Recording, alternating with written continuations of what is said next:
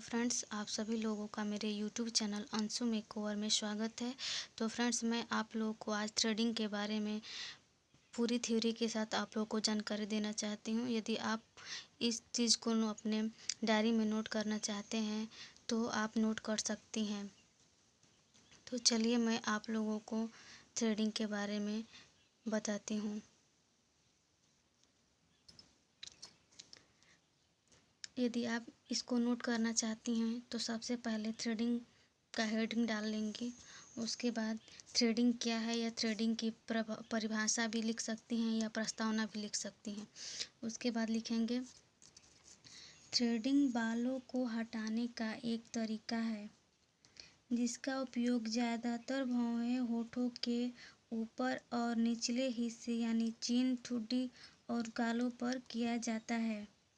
यह कह सकते हैं कि आईब्रोज के समीप सभी एक्स्ट्रा हेयर को कॉटन यानी सूती के जो धागे हैं जिसे हम आईब्रो बनाते हैं धागे से हटाकर थ्रेडिंग को मनचाहा आकार देना ही थ्रेडिंग कहलाता है। थ्रेडिंग में इस्तेमाल किए जाने वाले प्रोडक्ट्स। पहला 40 नंबर का थ्रेड धागा, टेल्कम पाउडर, कॉटन यानी रुई, कैंची, eyebrow pencil, eyebrow brush, toner और मसाज क्रीम। थ्रेडिंग कहाँ कहाँ की जा सकती है? पहला आईब्रोज, दूसरा अपर लिप्स, तीसरा फोरहेड और चौथा साइड ब्लॉक्स यानी गाल एवं कान के बीच का पार्ट और पांचवा चीन यानी ठुड्डी।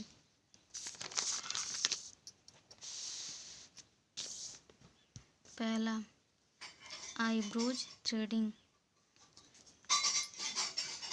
थ्रेडिंग से पहले हमें कोई भी टेल्कम पाउडर लगाना चाहिए। इससे बाद हम क्लाइंट को आईब्रोज को दोनों हाथों से ऊपर और नीचे टाइट पकड़ने को कहेंगे। यदि आईब्रोज को कस्टमर टाइट नहीं पकड़ेंगे तो स्किन कटने एवं छिलने का डर रहता है। इसीलिए फ्रेंड्स, कस्टमर को बार बार बोला जाता है कि स्किन को टाइट पकड़िए नहीं तो स्किन कट जाएगा। अब हम धागे को सबसे पहले मुंह में लेकर दांतों से पकड़ लेंगे। फिर धागे का एक सिरा बाएं हाथ में पकड़ेंगे और दूसरा सिरा दाएं हाथ में पकड़ेंगे। फिर धागे को 4-5 बार घुमाएंगे और एक फंदा यानी कैंची के आकार का बना लेंगे। धागे को भौहें के नीचे रखकर दांतों से खींचे और एक अच्छा सा आकार दें।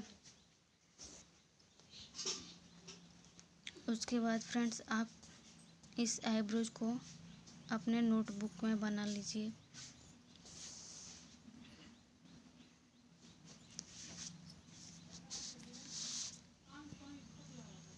Upper lips threading. Upper lips threading क्या होता है इसके बारे में हम जानेंगे।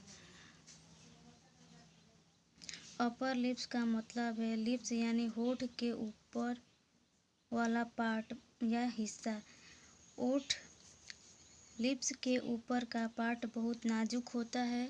यदि उस पर सावधानीपूर्वक थ्रेडिंग न की जाए तो स्किन छिलने एवं कटने का चांस रहता है। इसलिए वहाँ पर क्लाइंट से जीभ से ऊपर उठाने के लिए कहा जाता है ताकि स्किन टाइट रहे और थ्रेडिंग आसानी से हो जाए। तीसरा फोरहेड थ्रेडिंग।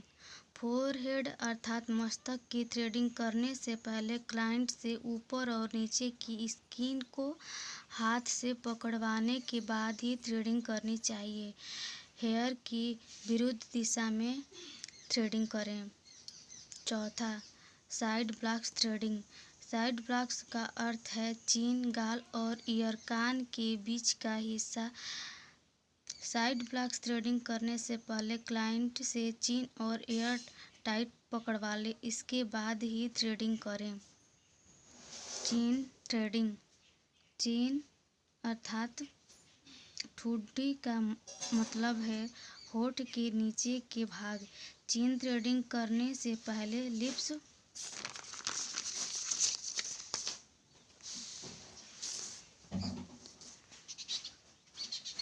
के पीछे नीचे वाले हिस्से में टंग जीभ रखकर लिप्स को टाइट पकड़ना चाहिए।